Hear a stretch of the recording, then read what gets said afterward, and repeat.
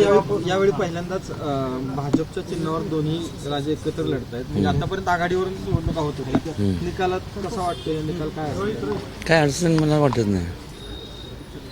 अरे साहेब, ज्या नगरपालिकांच्या निवडणुका पुढे ढकललेल्या आहेत त्या ठिकाणी 20 तारखेला मतदान होणार आहे, 21 तारखेला मतमोजणी होणार आहे. बरं, मग आता जर उद्या मतमोजणी झाली तर याचा परिणाम त्या निवडणुकांवर होईल अशी मागणी होतीये की सगळ्यांची मतमोजणी एकत्र घ्या. आपलं काय मत आहे?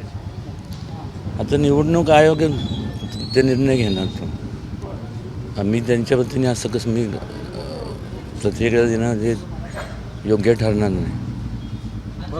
तुम्ही नाराज असल्याची चर्चा चालू होत्या, प्रचाराला तुम्ही कुठं दिसला नाही, त्यामुळे सातारकरांच्यात वेगवेगळ्या चर्चा सुरू झाल्या. नाही, नाराजी होती का तुमची? नाही नाराज म्हणून कसं चालणार. एकाच बाबतीत नाराजी होती की माझी पण इच्छा होती फॉर्म भरायची, माझा राहिला भरायचा. कार्यकर्त्यांमध्ये काय झालं की काही जण इच्छुक बरेचसे होते आपल्यामध्ये, पण इच्छुकांनी पण बंडखोरी केलेली आहे. त्याबाबत काय सांगाल? कसं आहे की आता जागा मोजक्या आहेत आणि इच्छुक म्हणजे स्वाभाविक आहे. म्हणजे प्रत्येकाची इच्छा असणारच. आता ज्याचं मिळालं नाही त्यांनी काय निर्णय घेतला तो त्यांचं वैयक्तिक प्रश्न आहे. पण विकास कामांकडे बघून लोक मतदान करणार. महाराष्ट्र महाविकास आघाडीचं आव्हान होतं तुम्हाला, म्हणजे भाजपला 17, तर काय वाटतं वातावरण तुम्हाला? भाजप कशा पद्धतीने किती? मी सांगितलं ना, लोक विकास कामांकडे बघूनच मतदान करणार. महाविकास आघाडीचं आव्हान वाटलं का तुम्हाला या 15 दिवसात? आव्हान वाटलं का महाविकास आघाडीचं? काय कसं आहे, लोक बरेच इच्छुक असतात आणि इच्छा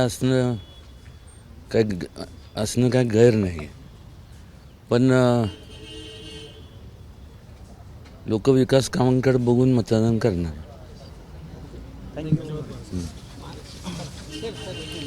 तुमचं वोटिंगचं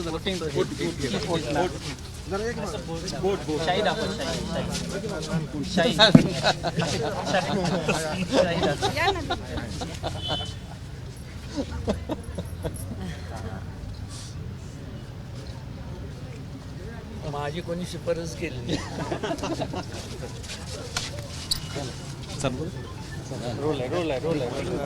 आपल्यासोबत उदयनराजे भोसले आहेत. महाराज साहेब, काय सांगाल? आता तुम्ही मतदानाला सहकुटुंब आला होता.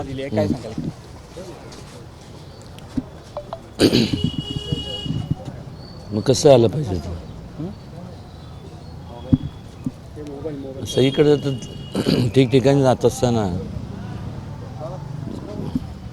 एकत्र गेलेलं केव्हाही चांगलं असतं ना. महाराज साहेब, निष्ठावंत कार्यकर्ते तुमच्या विरोधात जे भाजपचे उमेदवार आहेत त्यांच्या विरोधात बंद ठोकला. त्यांनी काय कसं बघताय? मगाशी मी बोललो ना, जागा लिमिटेड आहेत, बरोबर. प्रत्येकाची इच्छा असणं काय गैर नाही आहे. आता त्यांनी ज्यांनी अपक्ष भरला आहे किंवा हे फॉर्म भरला असतील तर त्यांच्या म्हणजे मगाशी सांगितल्याप्रमाणे लोक विकास कामांकडे बघूनच मतदान करणार.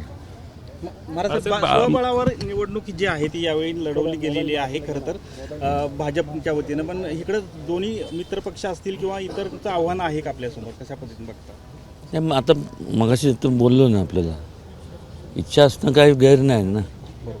आव्हान आता काय, शेवटी लोक विकास कामांकडे बघूनच मतदान करणार. एबीपी माझा, उघडा डोळे बघा नीट.